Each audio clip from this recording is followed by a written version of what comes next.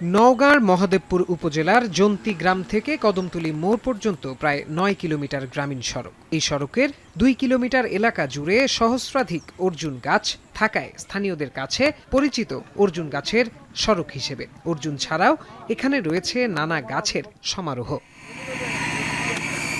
সম্প্রতি সড়ক প্রশস্তকরণের নামে সড়কের দুধারের অসংখ্য গাছ স্থানীয়দের দাবি, গাছগুলো রেখেই প্রকল্পের কাজ করা যেত। গাছ কাটায় ক্ষোভ প্রকাশ করেন তারা। দুই পারে ঔষধি গাছ, এই ঔষধি গাছগুলো ইচ্ছা করে সাভার করা হচ্ছে। এক সাইডে সম্প্রসারণ করে আরেক সাইডটা রাখা যেত, কিন্তু সেটা না করে এটা দুই সাইডই করা হচ্ছে। মানে এটা ইচ্ছাকৃতভাবে ঔষধি গাছগুলো নষ্ট করা হচ্ছে, যেটা আমাদের কাম্য নয়। এই পর্যন্ত যেটা ঔষধি গাছ ছিল, এই ঔষধি গাছটা আমাদের এলাকার লোকের কাছে কোনো কিছু জবাব না নিয়ে এভাবে ধ্বংস করবে, এটা তো আমরা মানতে কোনোভাবেই রাজি নয়। এই গাছগুলো হঠাৎ করে এবার সাফ হয়ে যাচ্ছে, এই চিন্তাভাবনাই তো আমাদের আশ্চর্য ব্যাপার।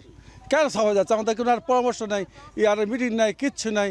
রাস্তার গাছ যেলেন মাপের ভিতরে পড়ছে, এই গাছগুলো কাটা উচিত, কিন্তু সবগুলো কাটা উচিত নয়। পরিবেশের উপর একটা প্রভাব পড়বে। জলবায়ু নিয়ে যেটা মানুষ এখন বিশ্বে একটা যে তোলপাড় আন্দোলন চলছে, এবং এটার জন্য বিশ্বে আমাদের এই যে মানে কি বলা যায়, অনাবৃষ্টি অতিবৃষ্টি সৃষ্টি হচ্ছে। ৯.২ কিলোমিটার দৈর্ঘ্যের সড়কটি প্রস্থে ৮ ফুট বৃদ্ধি করে ১৮ ফুটে উন্নীত করা হচ্ছে, যার জন্য বরাদ্দ ধরা হয়েছে প্রায় ১৬ কোটি টাকা। দুধারের গাছগুলো রেখে সড়ক প্রশস্তকরণে ঝুঁকি ছিল বলে জানায় স্থানীয় সরকার প্রকৌশল অধিদপ্তর। সড়কটির কাজ শেষে পুনরায় গাছ রোপণ করা হবে। মানে এলজিডি রাস্তাটা এক্সপান্ড করবে, এবং এটা রাস্তা এক্সপান্ডের সাথে এলজিডি আমাকে চিঠি দিছে গাছ অবসানে, এবং এটা উপজেলা পরিবেশ বন কমিটিতেও সিদ্ধান্ত হয়েছে যে সরকারিভাবে আমরা টেন্ডার দিছি, একটা গাছ কাটার প্রেক্ষিতে আমরা ৫টা করে গাছ লাগাবো। এটা আমাদের এগ্রিমেন্ট। মানে নিয়ার অ্যাবাউট ১,০০০ গাছ ছোট বড় মিলিয়ে। ভবিষ্যতে যখন রাস্তা হয়ে যাবে, এক্ষেত্রে কিন্তু দুর্ঘটনা ঘটবে। সেক্ষেত্রে হয়তো কোনো গাড়ি ঘোড়া চললে মানুষজন যদি থাকে, তারা কিন্তু কোনো জায়গায় সাইড হতে পারবে না।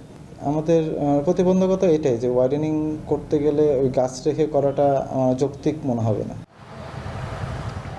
সরকারি উন্নয়ন ও সড়ক সম্প্রসারণের দোহাই দিয়ে যেভাবে গাছ কাটা হচ্ছে, তাতে পরিবেশের মারাত্মক ক্ষতি হবে বলে মনে করছেন স্থানীয়রা। এখন নওগাঁ।